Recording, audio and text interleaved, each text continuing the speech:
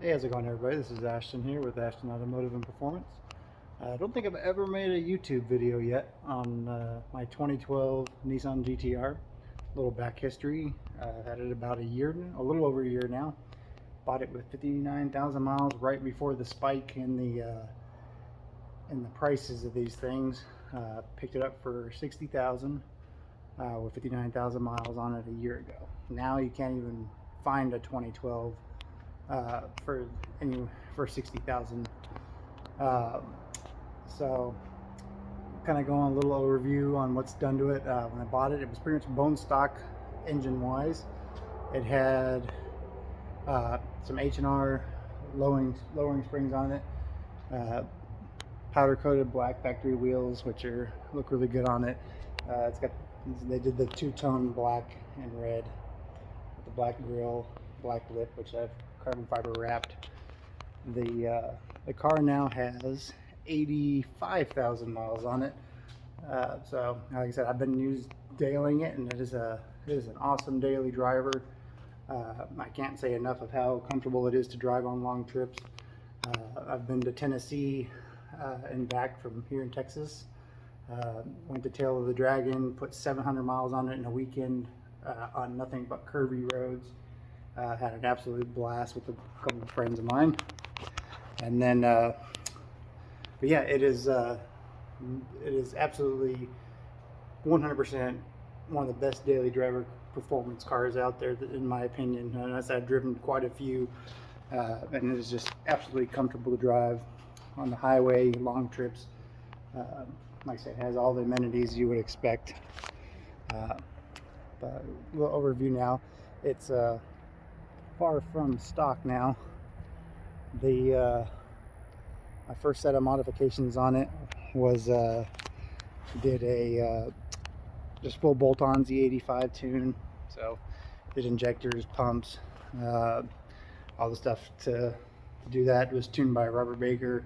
Probably making, we never did put it on the dyno, but it was probably making somewhere in the neighborhood of probably 630 or so. That lasted all of about, I want to say it's about 2,000 miles. And then I bent a rod in the factory motor, which, come to find out, like I said, this car was probably an upgraded turbo car before I bought it and was returned to stock.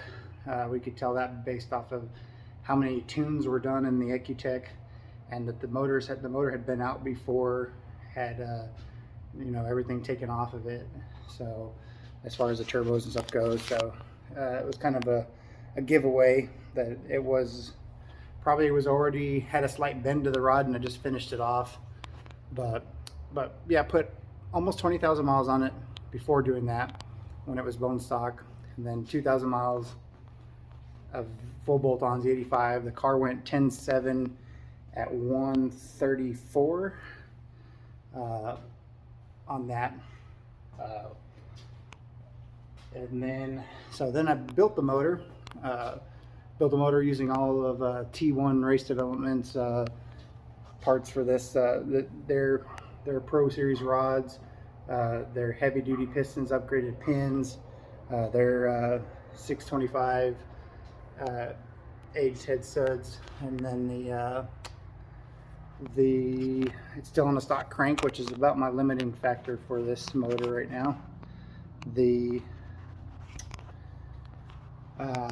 Other than that, yeah, it's just a pistons, rod, head stud motor, basically stock heads, stock valve train. It's got Rampage 1200s on it now. Replaced the factory turbos. They're a factory placement turbo upgrade. The car on the dyno still had a stock trans in it. The car made 890 and 770 torque to the wheels through a stock exhaust. I've since, shortly after that dyno, I went and I did put a Boost Logic 4-inch titanium race exhaust on there, which is one of the best sounding exhausts for the GTR, hands down. The same boost level was well over 950. and with a couple more pounds cleared that, clear that 1,000 horsepower mark now. So the right now it's turned back down. I did finally broke after about 5,000 miles at 900 plus wheel horsepower. I broke my stock trans that had 85,000 miles on it. So it lasted 5,000 miles of pretty hard abuse at several track passes. I went 10-0 at 153. Like I said, broke third gear in it, doing some roll racing, and I was using the rolling launch on it, which is really hard on the gears. So it's right now that core, my old transmission, I picked up a fresh low mile stock transmission to put it back in it so I could keep driving it.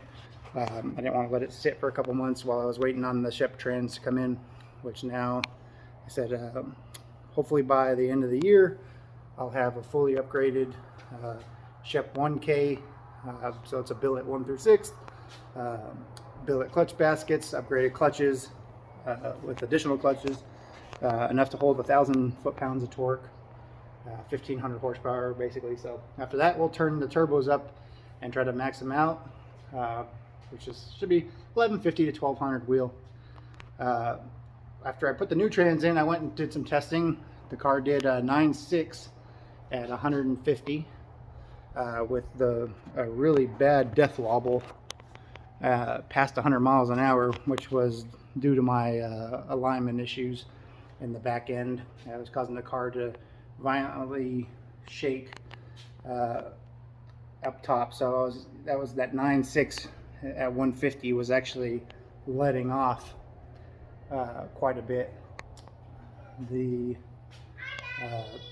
matter of fact, twice during the run, where it was right as it was shifting into fourth and then into fifth. So overall, it's not bad. And it's been new trans. I've already put a couple thousand miles on the new trans. Like I said, I drive this car a lot. It's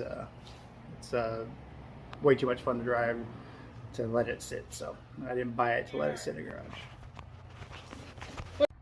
Hey everybody, this is Ashton here again. I want to go over one last bit on the 2012 GTR, the kind of my overall goal with the car and where it sits at right now. So again, we're waiting on the Shep 1K trans to get in. Once that's in, like I said, we'll up the boost and try to max these turbos out and see what it'll do on max effort. Goal with the car is to go 8s on the 20-inch wheels, street tires, so it'll have a full set of Pilot Sport Cup 2s on it. And then, so like I said, hopefully it'll go 8.8, 8.9, somewhere around there, 160 plus miles per hour. That way, when I do put a good set of 18s on with some fatty tires on there, even fatter than the ones that are already on there, which are 325s in the rear, 285s in the front, then we can really try to launch it and try to go for like a 8.5, 8.6 maybe. But the overall goal is I want it to be a turnkey, daily driver, 8-second street car is where I'd like to see this car get to, which, like I said, shouldn't be a problem. Motor's built for 1,400 plus, which is more than the turbos will go to. Everything else is there to make 1150, 1200. Realistically, with another 200 to 250 horsepower on top of what I have now, the car should track 160 to 162 pretty easily. Other than that, I'll keep you guys updated, and then in this video, like I said, I'll show pictures of all the build progress and where it's been, and kind of do this as a one big initial video on the car, since I have yet to do one. We'll keep you updated.